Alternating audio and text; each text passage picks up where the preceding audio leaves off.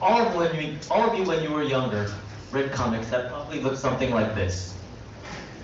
Or if you grew up in Asia, or perhaps in Taiwan, perhaps they look something more similar to this. The point is that we loved comics when we were younger, and we paid money for this, and the creators made a lot of money. But the problem for kids today is that they don't read comic books as much as we do. They don't carry around the books that we did, and instead they carry around smartphones or phones. For these kids, finding comics that they want to read on their device is a problem. It's a challenge for them. And for creators, they're not making any money. Let me explain. This is one of our artists that we met up about a little over 2 years ago.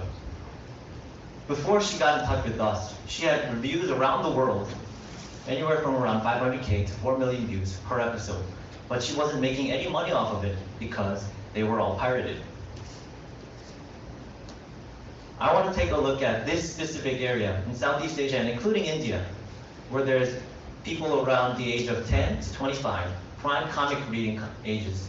And there's already 518 million of them out there. For these countries, where it's a mobile first and mobile only market, they don't have PCs. They instead have phones. So what does that mean?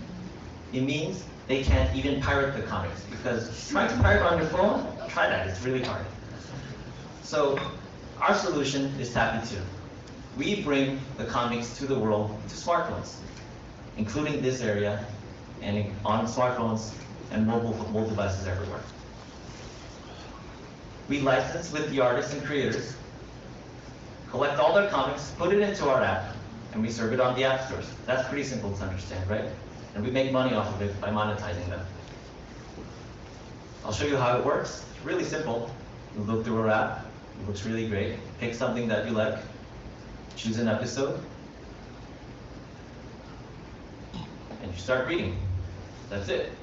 That's the end of my demo page. So there's an ad at the bottom. We monetize it with this advertising in-app purchases. And it's something that's worked very well for other groups like stickers and music. You buy music online, then the iTunes store and things like that. So it's really simple to understand. And speaking of music, I want to talk about where TappyToon stands today. TappyToon, the music industry was almost really killed by pirates back in the day. Some of you probably use Napster and stuff like that, so you know. But then iTunes came along and made the purchasing option very simple. It was so simple to use that you just spent your money. Spotify came along, and now you don't even have to pay your money. You just stream the music. There's no need for pirating. It's so easy to use. It's what Viki did for dramas and what Netflix did for movies. It was a market-changing solution for both content creators and consumers. That's what we're doing for comics at TappyToon. My CEO and co-founder's son managed the film markets at two of Korea's biggest, largest film festivals, connecting global co-productions and acquisitions teams. I have 10 years of experience in media, including marketing and acquiring users for some of the biggest names in smartphone games, and also did comics before, bringing some of the first Korean titles to the world in bookstores all around the world. So June also led great teams and development at some of the most important and biggest travel sites and consumer-facing app services. And Michael makes sure that everything looks great. We have mentors specialized in everything from data-driven growth, product optimization, as well as new media initiatives for these mobile-centered and mobile-first markets. You all know how popular Korean dramas and Korean films are around Southeast Asia and even the whole world. Some of these dramas and films, you probably didn't know, are actually based on comics.